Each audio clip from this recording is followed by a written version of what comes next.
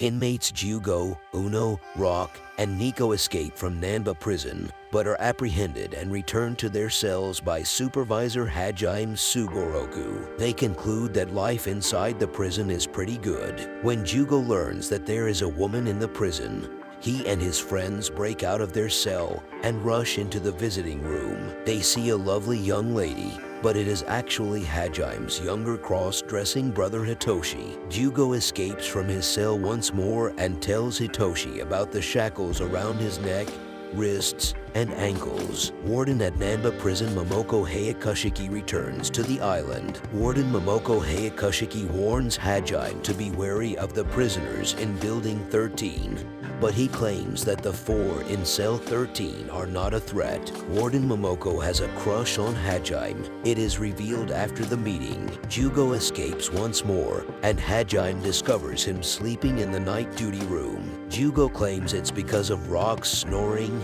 Uno's teeth grinding, and Nico's sleep laughter. Cell 13's 4 inmates are assigned to work in the woodworking shop, but they fail to complete their tasks. Meanwhile, Hitoshi is worried that the warden will learn about their daily cell escapes. Later, he is summoned to the warden's office, where he personally explains why the inmates are not attempting to escape the prison, stating that the conditions are superior to those in other prisons. Satoru complains to Supervisor Hajime Sugoroku that the inmates in Cell 13 are disrespectful to him. So Sugoroku suggests some techniques based on the inmate's weaknesses. The warden informs Sugoroku that a new inmate will arrive and be assigned to Cell 13. Tsukumo, prisoner 1399, is moved into the cell and claims to be a shinobi. He then challenges Juugo to a game of escape. Juugo frees them from their cell, but Hajime apprehends them before they get very far. Tsukumo employs ninja techniques without success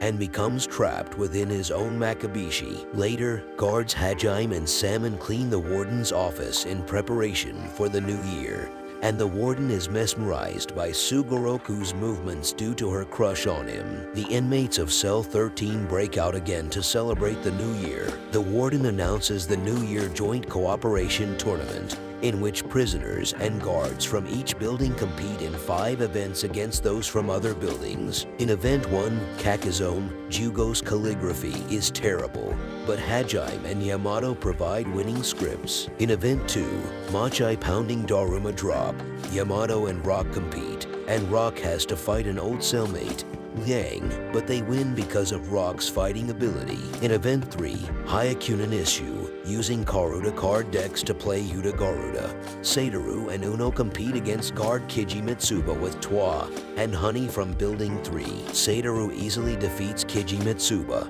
but Uno appears to be doomed against Twa and Honey. In Event 3, Uno outplays Twa and Honey in the Hyakunin issue card game because he was able to memorize their telltale micro movements before they picked each card, and he wins. Top spinning is the 4th event, and it requires up to 3 participants from each team to spin a giant top and knock the other team's top out of the ring. The game's host selects guard Hajime to compete against Salmon Goku of Building 5 and Kiji Mitsuba of Building 3 to compete against Kenshiro Yazakura of Building 4. When Salmon Goku, Kai, and Yupa attack Hajime, Nico steps in, and Kai decides to remain silent. A physical battle ensues, with Nico employing his gaming abilities to mimic Yupa's Kigong-style moves as he performs them. Hajime and Nico eventually win, and will now face the winners of the other bout, Building 4 with Kenshiro Yazakura and an unknown inmate. Sake Barrel Opening is the final match of the New Year Joint Cooperation Tournament between Buildings 13 and 4. Hajime and Juugo will face Kenshiro and inmate 634, Musashi, Juugo's ex-cellmate. The fighting starts right away, and they have a variety of non-lethal weapons at their disposal. Hajime performs admirably until Kenshiro employs an invisible whip technique. Hajime, on the other hand, eventually defeats Kenshiro. Juugo is no match for Musashi, who uses a spontaneous human combustion technique. But when Musashi mentions knowing the man who shackled Juugo, Juugo loses his temper and retaliates. Guard Mitsuru takes a break from the action to tell a story about prisoner 1399. Tsukumo, Hanzu Hattori, Tsukumo's former manager, pays him a visit and encourages him to resume his acting career. Tsukumo recalls being a child and unsuccessfully training to be a ninja after being abandoned by his parents. Hattori's mother, a fading actress, finds and adopts him and promises to train him as a shinobi, but all she succeeds in doing is turning him into a shinobi actor. Tsukumo admits to Juugo that he is just an actor, playing roles with no identity or character of his own. Juugo advises him to be himself. Mitsuru, the guard, promises that the action will continue in the next episode. The New Year Joint Cooperation Tournament's final round continues. Juugo's hand shackles transform into long blades, and he unleashes a powerful burst of energy on Musashi, causing the stadium to collapse and causing a panic. Musashi responds with fireballs, and the warden orders them apprehended. Musashi is attacked and subdued by the guards, who use their own special abilities while dodging his fireballs. Hajime pursues Juugo, who is too enraged and powerful to be stopped. Nico, Rock, and Uno rush into the arena to apprehend Juugo before he gets into more trouble, but Juugo escapes. Hajime intervenes, and Uno beats Juugo half to death with his fists just as he is about to kill him. Juugo is still unconscious and in critical condition days later. The other guards chastise Hajime for being violent and ruining the post-tournament celebrations, and Uno criticizes him for being violent. Despondent, Hajime is then suspended for 3 days by the warden. After Juugo regains consciousness, Hajime goes to see him and meets Kenshiro Yasakura, who informs him that Musashi is in an underground cell. Musashi refuses to answer questions about his abilities until he speaks with Juugo. The guards install an intercom, and Musashi reveals that he wants to kill the man with the scar on his neck, but that his flame ability has been disabled. He reveals that the man promised to assist him in dealing with his innate firepower, but instead experimented on him and then disposed of him once he had the information. Hajime accuses Juugo of lacking ambition and greed, and claims that the transforming shackles are the only thing that distinguishes him. He then accuses Juugo of acting like a spoiled brat, to which Juugo agrees. He tells Juugo that as the tournament winner, he can have whatever he wants and gives him 5 minutes to make his decision. Meanwhile, his cellmates plan what they would do if they were released. Juugo finally decides to return to cell 13 and be with his friends, but he will still pursue the man with the scar. The warden assigns 3 guards to supervise cell 13 during Hajime's suspension, and while Juugo is in the special medical ward. On the first day, Kenshiro Yasakura takes Nico and the other 2 inmates to head Dr. Akina Otogi for a post-tournament checkup, but they are completely distracted by the lovely nurse android Kagu-8. On the second day, guard Kiji Mitsuba takes over and gives the inmates a rolled futon with a picture of Juugo's face on it so they don't miss him as much, followed by a presentation on the prison layout. On the third day, guard Salmon Goku takes command, but Yamato sends them out for physical training. Later, Hajime apologizes and returns Juugo to his cell. While waiting for Hajime's report, the warden is offended by Mitsuru Hideko's action of wearing a paper mask with Hajime's picture and beats him to a bloody pulp.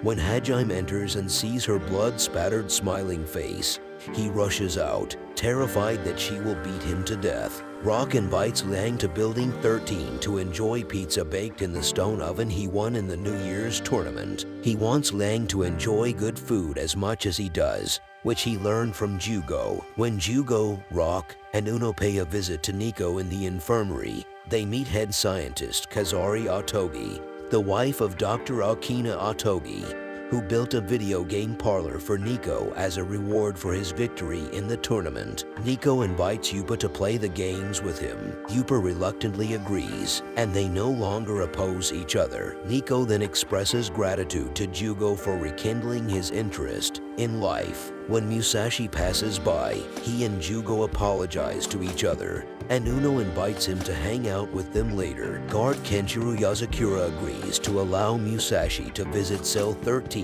in exchange for information on the man with the scar on his neck. Musashi tells Kenshiro Yasakura, a guard, about his childhood, his innate ability to create fire, social isolation, and how an opportunistic fellow student framed him as an arsonist. Musashi describes how the jail supervisor with the scar on his neck subjected him to inhumane experiments before disposing of him once he had gathered enough data and was no longer useful. Kenshiro tells Musashi that when he was a cop, he conducted his own investigation into the illegal experiments. His reports were rejected, but he remains determined to expose the truth. Meanwhile, Uno is putting his plan to create a game room into action with the help of the other tournament competitors. To their chagrin, Hajime says he will only allow the inmates to use the room for 1 hour per day.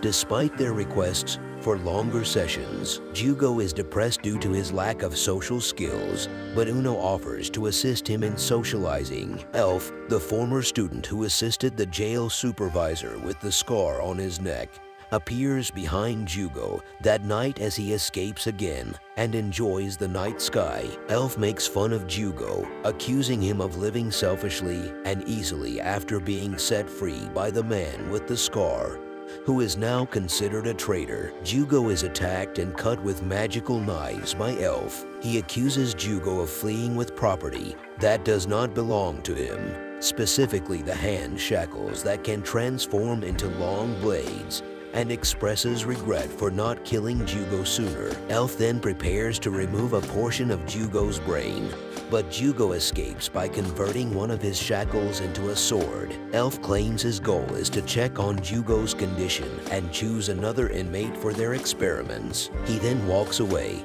promising to return. The next night, Juugo and his cellmates try to flee again, but are apprehended at the border by Hajime. Juugo hopes that by leaving, Elf will follow him and abandon the others. Hajime and Juugo engage in a titanic fight, but the inmates of Cell 13 intervene and stop them because they do not want Juugo to leave. Juugo eventually decides to stay in Nanba and protect his cellmate friends rather than flee. Like and subscribe. Watch this next video. See you on the next one.